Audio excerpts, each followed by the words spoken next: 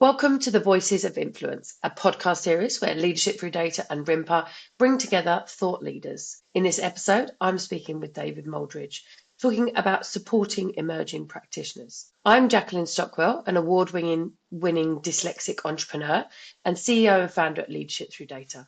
I empower information leaders globally, focusing on personal and professional development. So, David, can you tell me a bit about your background and your role in supporting emerging practitioners? Fantastic. Thanks, Jacqueline. Thanks for having me on today too, incidentally.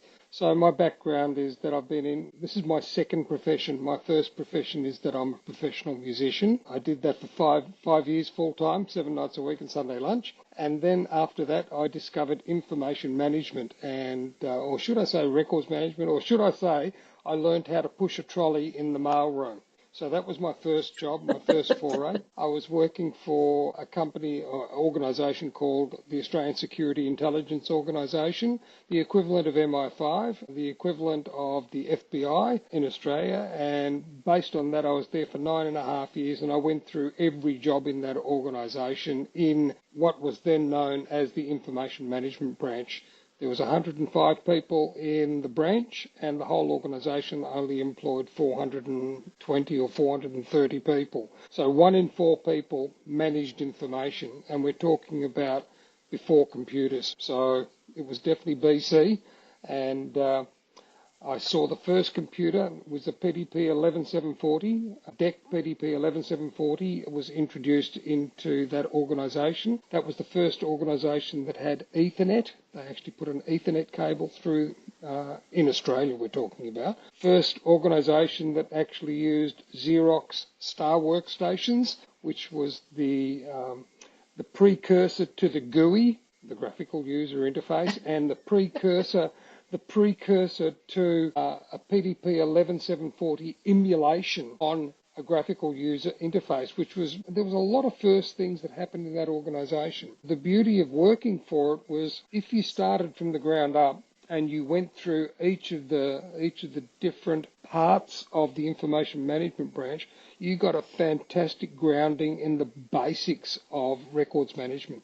You knew every function, and every function was a separate group of individuals. So I left the organisation as a records manager in charge of classification. So we had 12 classifiers, subject and personal classification. And the golden rule there that I had to teach these guys was the word consistency. So I didn't care if someone classified something incorrectly, as long as they classified it consistently incorrectly, because I can teach people how to do that.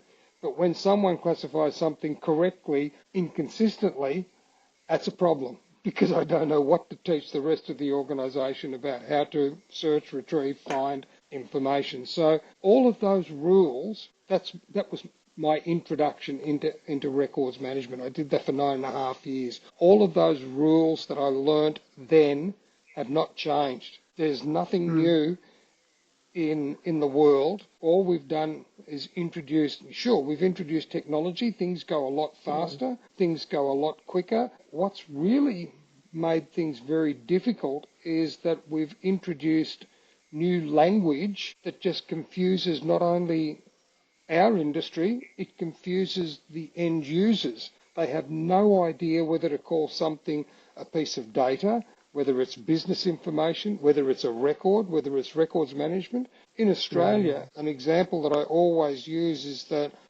even the government agencies get this thing confused. So we have different regulators in the financial services industry, for argument's sake. APRA, which is our prudential regulator, they refer to what we would call records as being data. In their act, they use the word data, but everything that is underneath that is everything that we know as being a record. You go to ASIC, which is our Securities Information Commission, another regulator.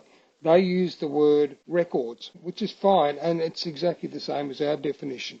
You go to the Australian Taxation Office, third regulator, they refer to it as record keeping.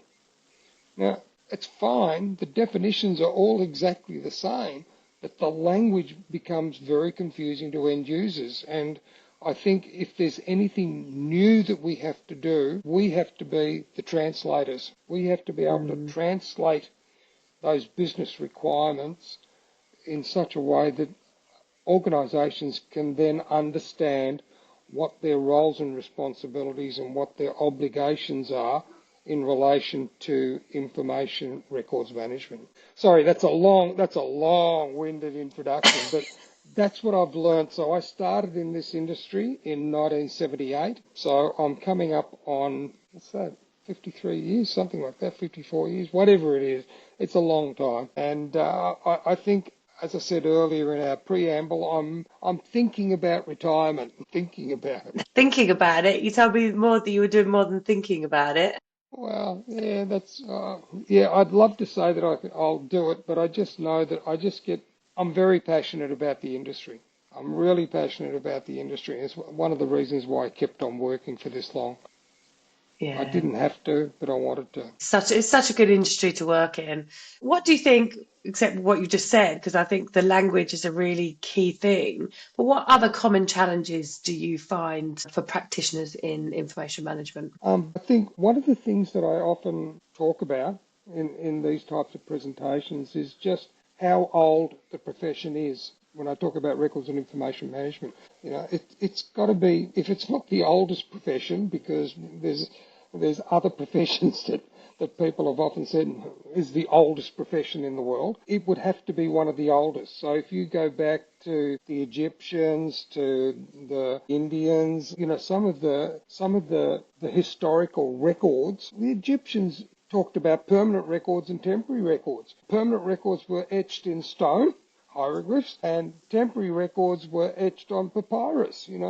It's basic common sense. And the Egyptians we are now talking about AI. AI is, the buzz way of doing things.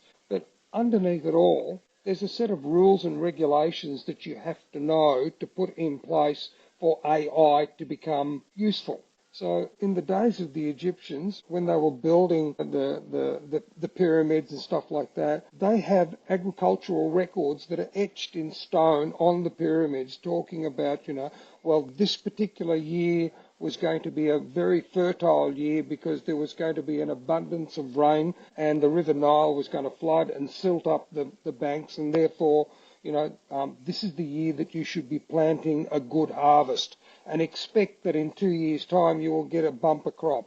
They could predict, they had predictive analysis on what was going to happen with the weather, with the rainfall, with the wheat crops, how much grain they were going to collect, the storage that they needed to keep. All of that stuff they knew. And what are we trying to do now? We're trying to do exactly the same thing, but we introduce technology to it. We're talking about people 5,000 years ago or more, that had that capability of being able to understand information and do analysis. Now, we are doing nothing more with AI and information management than trying to be predictive and analyse what information we have and make it useful. So my message to anyone in this industry is, don't think you have to reinvent the wheel. The wheel was invented a long time ago. What we need to do is understand the basics and make sure that those basics are in place for whatever technology is brought into place. This year it's AI. Next year or next decade it's going to be IA. I don't know. It's going to be something else. I remember when we first started talking about mass storage, someone came up with the phrase, bubble technology. So bubble technology was going to be the be-all to end-all about how much information we could store. And obviously cloud came out, and then bubble technology bubbled away. It's crazy. Sorry. No, you're good. I'm loving all the analogies and the storytelling here, David. But what could you give listeners advice on how organisations can better support? Yeah, look, I've used the word before, the word consistency. So the more and more we are consistent in what we do, and this is not just at a department, business, organisation, county, country level. This is a global thing. When we talk about consistency, we need to be global. And it's like in metadata, for argument's sake, I don't know how many organisations go and recreate metadata from scratch. They will go out and try and rediscover metadata rather than looking at the basics of what metadata does and what it needs. So that's just an example. There's lots and lots of metadata element sets out there. We need to get some consistency in those metadata element sets, even from one country to another country. So if you look at dates, the way dates are formatted, dates in America, they love going, month, day, day, year. And that's not the way I've learnt to do it. I mean, from my perspective, we should always follow the Gregorian way of doing it. It should be year, month, day, day, because that's a perfect way of sorting out information in a logical sequence. So don't try and reinvent metadata. As much as possible, it should be the universal way of looking at metadata. And in the same way, it's with standards. So some of you may know that my background has been, I chaired the Australian Standard for Records and Information Management since its inception up till 2017. I did the same thing for the International Standards Organisation, chaired that committee. Both of those committees, there's in excess of 80 standards. In fact, I'm not sure the final number, but there's a lot of standards that have been put there. If you need to have consistency, then use the standards as much as possible. Rattling off numbers, 16175 on the design and implementation of record keeping systems, 489 on what is records management, 300 on the management system for records. All of those are now becoming very powerful tools, not for the records management fraternity so much, but for business. So one of the things that RIMPA is doing that I'm happy to say that I'm working on with Peter Sweeney, who also works for RIMPA, is coming up with an accreditation system to accredit third-party auditors to be able to audit for the management system for records, 30301. So it means that not only will organisations be able to get a 9001 certification for quality, or 55,001 for asset management, or 14,001 for environment, all of those, and there's a whole host of management system standards. The management system for records is part of that suite. So 30301 is absolutely important. RIMPA is the organisation that will be able to accredit third-party auditors to actually come in and certify your organisation for records management. That's really important. Really important. Really important. Yeah, 100%. So I'm just going to kind of take... Sure. Go on. I was just going to encourage everyone, if you want to know about standards, go up to the ISO website and have a look at ISO TC 46 Subcommittee 11. Brilliant. There's some really useful tips there. So I'm just going to bring you to emerging practitioners. Obviously, I can hear your passion and I can hear all the years that you've been in. But as a profession, we're really trying to get more and more people, younger generations, into the profession. What incentives and things have you been working on to get practitioners, new emerging practitioners, into the industry? Yeah, that's a really it's a really important question, and it's sort of, there's two things that I'm passionate about. One is the education system itself. How do we actually ensure that we can? I'll give you an example. Sorry, I'll pull this back slightly and just give you a quick example. When I was growing up in the industry, my kids, like all kids, will ask their parents, "Oh, Dad, what do you do?" "I'm a records manager." Now, if I turned around and said I'm a nurse, they would have said, "Yep, not a problem." Or I'm a librarian, "Yep, not a problem." I'm a doctor. "Yes, Dr. David." Yeah, all of that stuff. I say I'm a records manager, and they turn to me and they look blank and they say, What is that?" No idea. And yet, as we said earlier, it's one of the oldest professions out there. People were practicing this stuff over 5,000 years ago. Yet, our education system, I can't quote about all the other countries, but I'm fairly certain it's similar. It's not in the education curriculum yet, and I think it should be something that we definitely should be encouraging. At least I'm very supportive of that. Seeing if we can actually get secondary level education to recognise this is a basic function of business. It's something very basic in business, and unless you understand it, your business, when you actually get out there and start working, you're not going to understand what your responsibilities are. In the old days, going back to when I was starting to do this stuff, it was a real specialist stream, and everyone that was in it sort of stuck in it and kept on going round and round. These days, we've devolved all of those responsibilities out to the end user, and we haven't given them the tools or the knowledge that they need to actually do the job.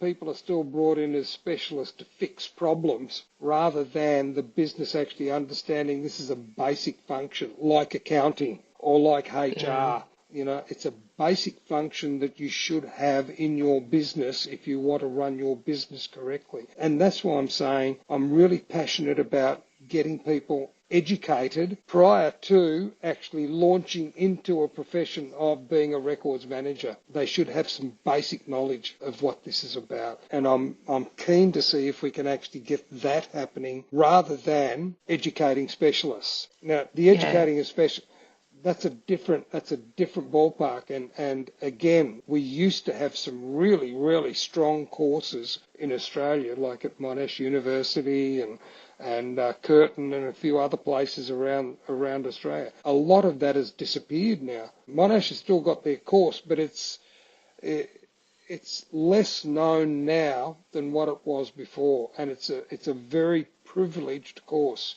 To get into Monash, it's really, really hard. Whereas I think we should have some middle ground where people are getting educated as specialists in records management, and then splitting off into the various areas of records management they can go into as really top-class specialists. As I say, what's lacking is the base layer. So where would they start? So you're coming new into the profession. What would the first thing that they do? It's really interesting. The first thing that most people do in the profession is probably an IT course, and then suddenly you'll find some people. I recently recruited a guy at Iron Mountain called Luke Golding. Now, Luke fell into information management because he was actually doing analysis on IT. Now, the guy's fantastic. He's fallen into information management rather than information management. I want to do that. So, and that's not taking away anything from his skill. His skill is fantastic. But if he knew about it, would he have actually chosen that as being a course of endeavour? And that's where I think we're lacking at the moment. It's not seen as being a function that should be asked for. And in fact, you find a lot of IT specialists suddenly realise that what they're trying to do is actually turn business information into value, or find value in business information. And that comes down to having the basics right around how do you actually manage the information in the first place. Yeah, 100%. It takes us right round to the start of what do you call it as well when you were talking about what is it called. David, thank you so much. Thank you so much for today. It's been really enlightening. How can listeners reach out to you if they want to know any more? Look, I was going to say, for those people who don't know, I've recently resigned from Iron Man. The time came for me to move on, and we parted ways. So I'm currently moving to Italy, but my personal email address, you can always get me on my RIMPA email address. I'm still a board member and an executive director for RIMPA, so it's david.moldrich@rimpa. Look, if you want to reach out, happy to chat that way. I'm on LinkedIn. If you want to look me up on LinkedIn, I'm happy to join the fray there. I think I've got about 6,000 people that I chat to occasionally. Happy to join in that way as well. Beautiful, beautiful. Thank you so much for your time, and thank you for everybody for listening. Thanks.